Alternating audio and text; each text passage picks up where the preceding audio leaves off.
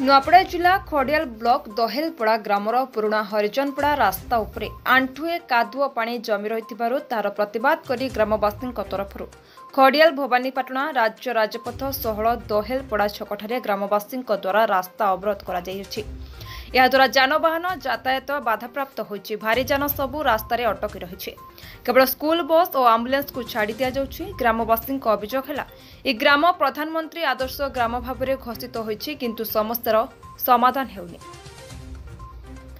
Grammar पुराणा हरिजनपड़ा रास्ता उपरे 1.5 फुटर आवर्जना पानी जमी रही एपरिक एई पानी लोकंक घर भीतर को पशि जाउछि। जीवा आसबारे असुविधा हेउछि। पानी जमी रहिबा फଳରେ मशा माछी बढ़ुछि और मलेरिया होइछ हेबार संभावना रही। प्रशासन को एने बारंबार जणाइले मध्य समाधान करा जाउनि। एହାର प्रतिवाद करी ग्रामवासी तरफ आज सकाळ 6 घंटारू संध्या 6 घंटा पर्यंत रास्ता अवरोध करा जियछि।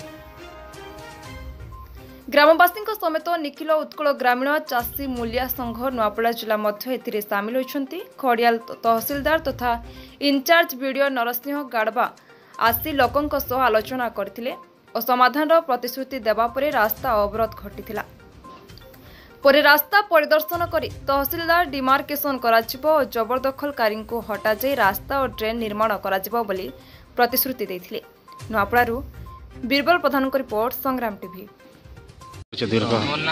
सागर दहेलपड़ा हरिजनपड़ा आमर पानी असुविधा हवा लगी आम रोड रास्ता ने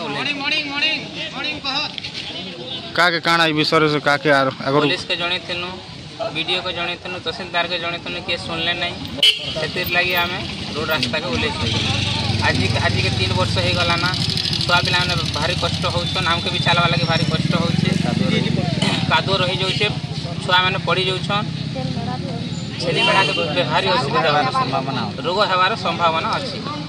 तो हेतिर लगी आज आपण मन आंदोलन के जे सेतिर लगी आम आंदोलन करू रोड रास्ता रे जदि आगामी दिन जदि सरकार ने नहीं सुनले सेतिर दिन तो घोषित मो आंदोलन जारी रहिथिबा। ना परिचय दीर्घ कह तो मन्ना बनिता हियाल पूर्णा बस्तीर हरिजनपड़ा है।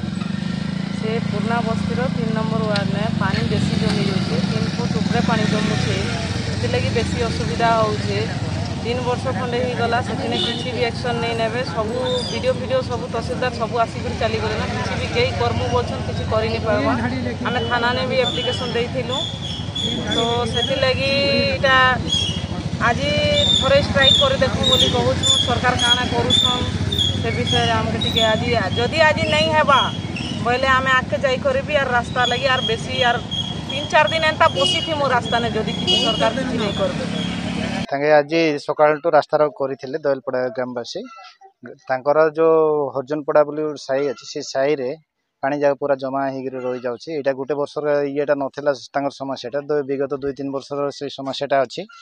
आ जोटा एबे आसिक आम जो दहेलपड़ा से साई भितर देखुछु से पानी जाग पूरा जमा हो रही जाइछि। से जोटा कि तांगे जो हमर ड्रेनटा जोटा थिला पुराना ड्रेन जोड़ा गवर्नमेंट ये तैयारी करा हेतला ताको चक करा हे जाइछि।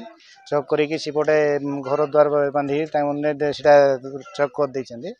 वर्तमान ताको आमे सेटा डिमार्केशन करिकि इविक्शन कर व्यवस्था करूछु और रास्ता तैयारी करिकि ताको समाधान समस्याटा समाधान करिया व्यवस्था करूछु। रास्ता अवरोध हटि गला मो जाइकर पूजा सुजा कली ताको कला पर जो प्रतिश्रुति आम देव तैयारी करवा लगी बोली सेटा लगी रास्ता हटै हाँ समाधान करूँ से तो गोटे दिन भीतर समाधान हबार येटा आम लागू ना तो लगे कि 15-20 दिन लगे समाधान करवा लगी आज तो आम आरंभ करूँ से समाधान करवा।